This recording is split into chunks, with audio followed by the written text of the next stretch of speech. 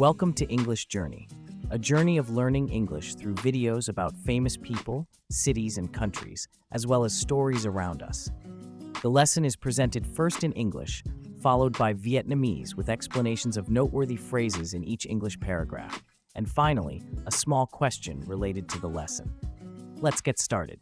When you think of Haiphong, you picture the city of red flamboyant flowers, the port city, but the people of Haiphong are also known for their unique and authentic spirit. So what truly defines this distinctive and vibrant lifestyle of the Haiphong people? Let's discover together. How to live it up, Haiphong style. Haiphong is no nonsense. This unofficial motto of Haiphong embodies the city's direct, no-frills attitude. In Haiphong, there's no time for beating around the bush, whether it's a conversation, a business deal, or just asking for directions. Imagine a conversation. Hey, want to grab some Bon d'Aqua? Yeah, let's go. No ifs, ands, or buts. It's a city that embraces straight talk, bluntness, and getting to the point. If you're looking for polite, passive-aggressive hints, you've come to the wrong place. Haiphong is about saying what you mean, even if it's a little rough around the edges. Haiphong eats the waves and talks the wind. This phrase captures the city's vibrant and sometimes larger-than-life personality. It literally reflects the strong, passionate spirit of the Haiphong people.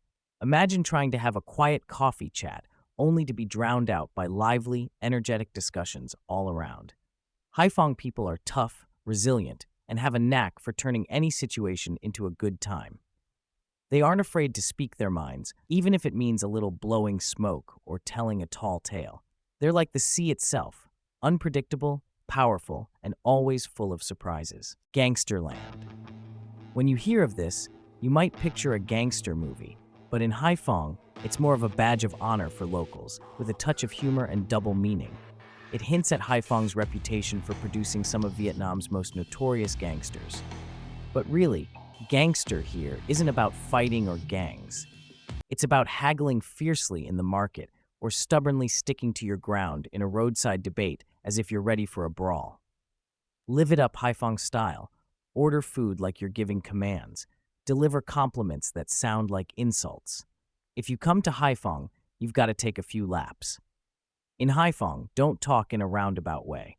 In Haiphong, speak your mind or you might just end up getting a slap.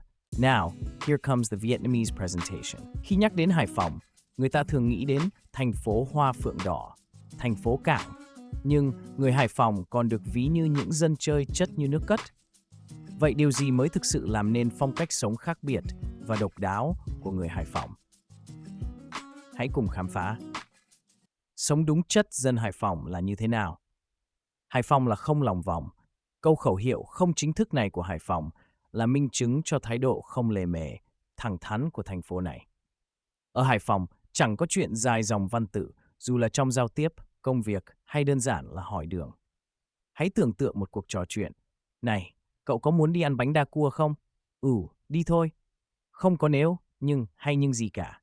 Đó là một thành phố ôm trọn sự thẳng thắn, sự bộc trực và thái độ đi thẳng vào vấn đề. Nếu bạn đang tìm kiếm sự lịch sự, những lời bóng gió ẩn ý thì bạn đã đến sai chỗ rồi. Haiphong là về việc nói những gì bạn nghĩ. Thậm chí nếu nó hơi thô lỗ một chút, Haiphong ăn sóng nói gió. Cụm từ này chỉ tính cách sôi động và đôi khi có phần phóng đại của người dân nơi đây. Nó trực tiếp phản ánh tính cách mạnh mẽ và đầy nhiệt huyết của người Hải Phòng. Hãy tưởng tượng, bạn đang cố gắng có một cuộc trò chuyện cà phê yên tĩnh, nhưng lại bị lấn át bởi những cuộc thảo luận sôi nổi và đầy sinh khí xung quanh.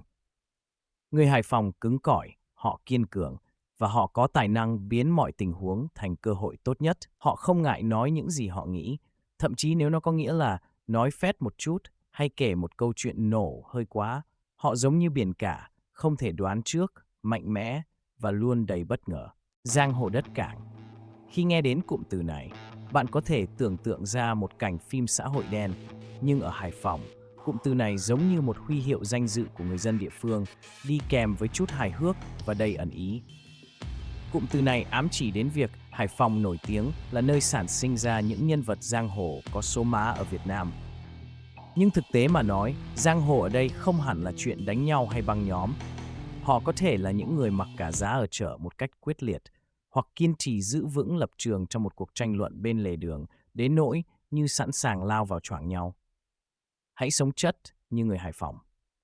Gọi món như thể bạn đang ra lệnh. Đưa ra lời khen như thể bạn đang cãi nhau. Đến Hải Phòng là phải đi vài vòng. Ở Hải Phòng là không được lòng vòng. Ở Hải Phòng mà cứ ăn nói lòng vòng là dễ bị cho vào chồng. Next is Vietnamese, with explanations of noteworthy phrases in each English paragraph. Hải Phòng is no nonsense. Hải Phòng is straightforward, or Hải Phòng doesn't beat around the bush. Hải Phòng là không lòng vòng. Câu này thể hiện tính cách thẳng thắn, đơn giản và nói thẳng những gì mình nghĩ, không thích nói bóng gió hay vòng vo tam quốc của người Hải Phòng. No frills attitude, thái độ không cầu kỳ. Cụm từ này thường được sử dụng để miêu tả ai đó hoặc điều gì đó có cách tiếp cận đơn giản, thực tế, không có bất kỳ chi tiết thừa thãi hay cầu kỳ nào. Beating around the bush, vòng vo tam quốc, cụm từ này được sử dụng để miêu tả ai đó đang tránh né một chủ đề bằng cách nói về những điều không liên quan hoặc sử dụng ngôn ngữ mơ hồ. Getting to the point, đi thẳng vào vấn đề, giao tiếp trực tiếp và rõ ràng, không có chi tiết thừa thãi hoặc lạc đề, khuyến khích ai đó ngắn gọn và thẳng thắn trong giao tiếp. Passive-aggressive hints, lời bóng gió ẩn ý. Cụm từ này có thể được sử dụng để miêu tả cách giao tiếp khi một người muốn truyền đạt một thông điệp tiêu cực mà không nói thẳng ra.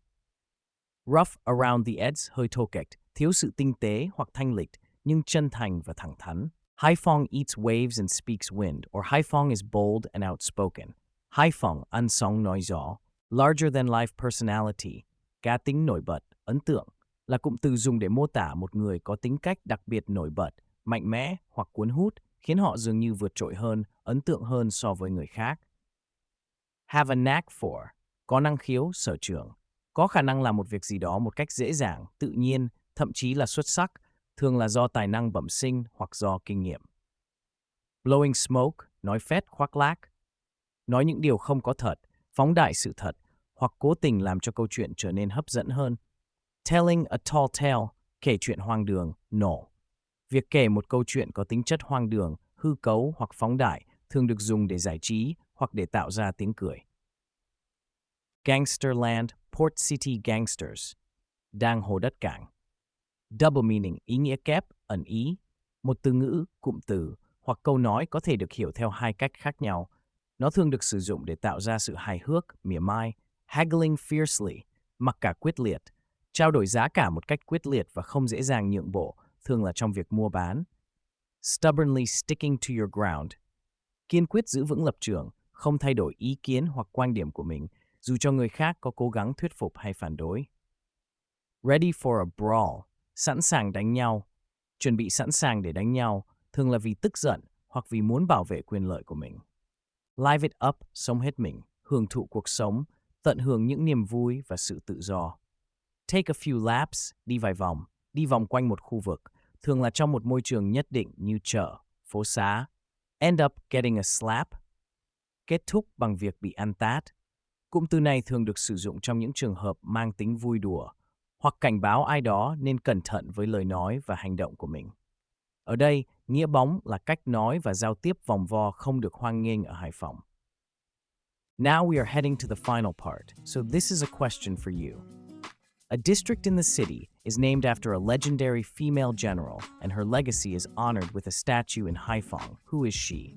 Please write your brief answers in the comments section below. Remember to apply what you've learned in practice to improve your English skills.